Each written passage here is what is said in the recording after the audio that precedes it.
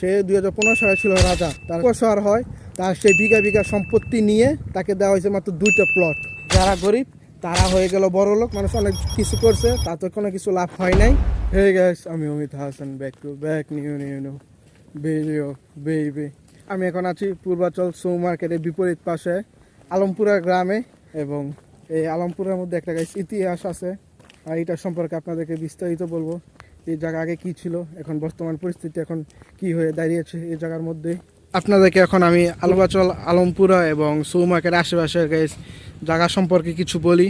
এবং এটা হচ্ছে এখন বর্তমান পরিস্থিতি, দেখতে পাচ্ছেন আমি এখন ব্রিজে দাঁড়িয়ে আছি, এবং আশেপাশে যা দেখছেন এগুলো এখন বর্তমানে সব কিছু গাইস প্লট হয়ে গেছে। এবং দূরে আপনারা দেখতে পাবেন আলমপুরা সরকারি প্রাথমিক বিদ্যালয়। তো আপনারা এখন দেখলেন 2025 সালে আলমপুরের বর্তমান পরিস্থিতি। আর আপনাদেরকে এখন বলতে যাচ্ছি 2015 সালে 2010 সালে, আজ থেকে 15 বছর আগে আলমপুরাটা এরকম ছিল না। তো আপনাদের প্রশ্ন হতে পারে আলমপুরাটা কীরকম ছিল। আলমপুরাটা ছিল গাইস একদম পিওর গ্রামের মতো। উত্তর অঞ্চলে বা দক্ষিণ অঞ্চলে যেদিকে গ্রাম আছে দেখতে পাচ্ছেন, গ্রামের সবুজ ফসল, গ্রামের ঘরবাড়ি, মাটি, টিনের হোক যাই হোক সব কিছু ছিল এই জায়গাতে আজ থেকে 15 বছর আগে। কিন্তু এই 15 বছর ব্যবধানে আজ সেই গ্রাম হয়ে গেল শহরে পরিণত। মানুষের শতাংশবর্তী জায়গা এবং বিঘা জায়গা হয়ে গেছে এখন প্লট। আর ওইটা গাইস কীরকম পরিবর্তন হয়েছে সেটা আপনাদের কাছে ধারণার বাইরে সব কিছু। আজ থেকে 15 বছর আগে এই জায়গার মানুষ কীভাবে বসবাস করতো, এখন আমি ওইটা সম্পর্কে আপনাদেরকে কিছু ধারণা দেব।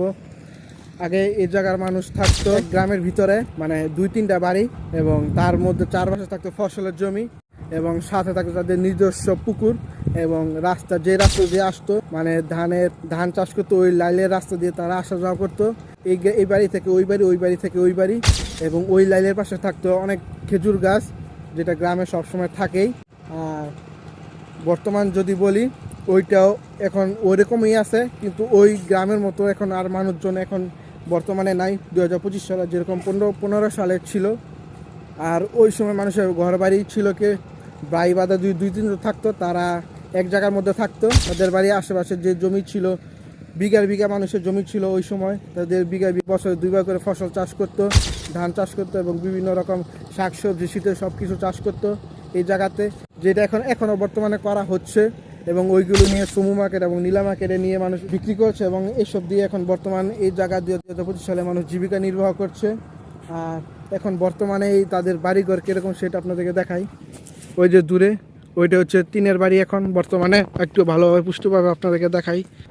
ওই যে আপনারা দেখতে পাচ্ছেন টিনের বাড়ি, এখানে 2-3টা বাড়ি এখানে। আর এর আশেপাশে আপনারা যদি দেখেন তো এরকম নাই।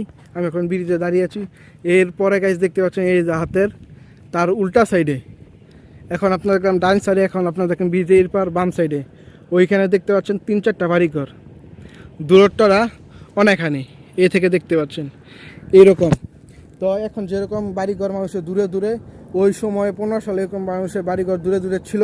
এবং ওই সময় ছিল কি, এখন 25 সালে যেরকম ব্রিজ দেখতে পাচ্ছেন, মেইন রাস্তা, ওই সময় কিছু ছিল না। ওই সময় এই জায়গাতে ছিল শুধু ফসলের জমি, তাছাড়া কিছু না। মানুষ এই জায়গায় আসতো, লাইল দিয়ে হাঁটাহাঁটি করতো। আর দূরে আলমপুরা সরকারি প্রাথমিক বিদ্যালয়, যেটা এখন দেখতে পাচ্ছেন অনেকটাই দূরে, ওইটা আগে এই জায়গায় ছিল না, ওইটা ছিল সম্ভবত এই জায়গার মধ্যে ছিল। তো এখন এই জায়গাটা উপশহর হওয়ার ফলে ওই জায়গাটা, স্কুলটা ওই জায়গায় ট্রান্সফার করে দেওয়া হয়েছে, এবং সরকারিভাবে বিল্ডিং নির্মাণ করা হয়েছে। এই জায়গায় আপনাদেরকে এখন মেইন পয়েন্টটা বলি, যেটা এই জায়গা 2015 সালে উপশহর হয় নাই। আর আমার আজকের ভিডিওটি যারা 300 ফিট নীলা মার্কেট, সমু মার্কেট, কাঞ্চন ব্রিজ, মানে রূপগঞ্জের ভিতরে যারা এই ভিডিওটা দেখেন, তাহলে তারা বুঝতে পারবেন যে এই জায়গার পরিস্থিতি কিভাবে কি হয়েছে, আপনারা সবাই জানেন। তো এই জায়গার যে মেইন পয়েন্ট আমি বলতে যাচ্ছি, এই জায়গাতে এই আলমপুরা গ্রামের মধ্যে একজন, মানে গ্রামের মধ্যে কয়েকজনের ধনী লোক থাকে ভালোভাবে, যাদের 2015 সালে বিঘা সম্পত্তি ছিল। এখন তো এইগুলো 25 সালে প্লট হয়ে গেছে, ওই সময় বিঘা ছিল, শতাংশ ছিল। ওই গ্রামের মধ্যে কয়েকজন বড় লোক থাকে, এরকম একজন বড় লোক ছিল গ্রামের মধ্যে, তার অনেক সম্পত্তি, বিঘা বিঘা সম্পত্তি ছিল। 2015 সালের মধ্যে ছিল বিঘা বিঘা। এবং 2015 সালের পর্দা যখন উপশহর চালু হয়ে যায়, তখন ওইটার শতাংশবর্তী জায়গা থাকে না, ওইটা ট্রান্সফার হয়ে গেছে উপশহরে। মানে গ্রামটা উপশহরে ট্রান্সফার হয়ে গেছে এবং তাদের যে শতাংশ বিঘা ছিল ওইটা ট্রান্সফার হয়ে গেছে প্লট হিসাবে। তাদের যে বিঘা বিঘা সম্পত্তি ছিল মানুষদের, ধরতে গেলে 8 বিঘা 10 বিঘা 5 বিঘা যাই ছিল না কেন মানুষের, উপশহর হওয়ার পর তাদের যে 8 বিঘা 10 বিঘা সম্পত্তি ছিল ওইটা তাদেরকে দেওয়া হয়েছে মাত্র 3 কাঠা প্লট বা 5 কাঠা প্লট। তারপর তাও বেশি না, শুধুমাত্র তাদের 2টা প্লট দেওয়া হয়েছে 3 কাঠা বা 5 কাঠা যদি দেওয়া হয়। যাদের বিঘা বিঘা সম্পত্তি ছিল, এরকম একজনের লোকের অনেক সম্পত্তি ছিল বিঘা বিঘা, তাকে শুধুমাত্র দেওয়া হয়েছে 1 থেকে বা 2টা প্লট। ওই লোকের, সে ছিল ওই সময়কার বড় লোক, এবং তাকে প্লট দেওয়ার পর কি হয়েছে, 2015 সালে ছিল রাজা, তার ছিল বিঘা বিঘা সম্পত্তি। সে কষ্ট করেই জায়গা সম্পত্তি ক্রয় করছে, মানে টাকা দিয়ে, ওই সময় কম দাম ছিল। কিন্তু যখন উপশহর হয়, প্লটে রূপান্তর হয়ে যায় জায়গা সম্পত্তি, তার সেই বিঘা বিঘা সম্পত্তি নিয়ে তাকে দেওয়া হয়েছে মাত্র 2টা প্লট। এখন আমার কথা হচ্ছে, তার যে বিঘা বিঘা সম্পত্তি 2025 সাল আসলে সেটার দাম হতো কত, এখন তার মাত্র 2টা প্লটের দাম কত হবে? সে ছিল ওই সময়কার রাজা, পর উপশহর হওয়ার পর সে হয়ে গেছে গরিব, মানে রাজা থেকে প্রজা বানাই দিছে তাকে।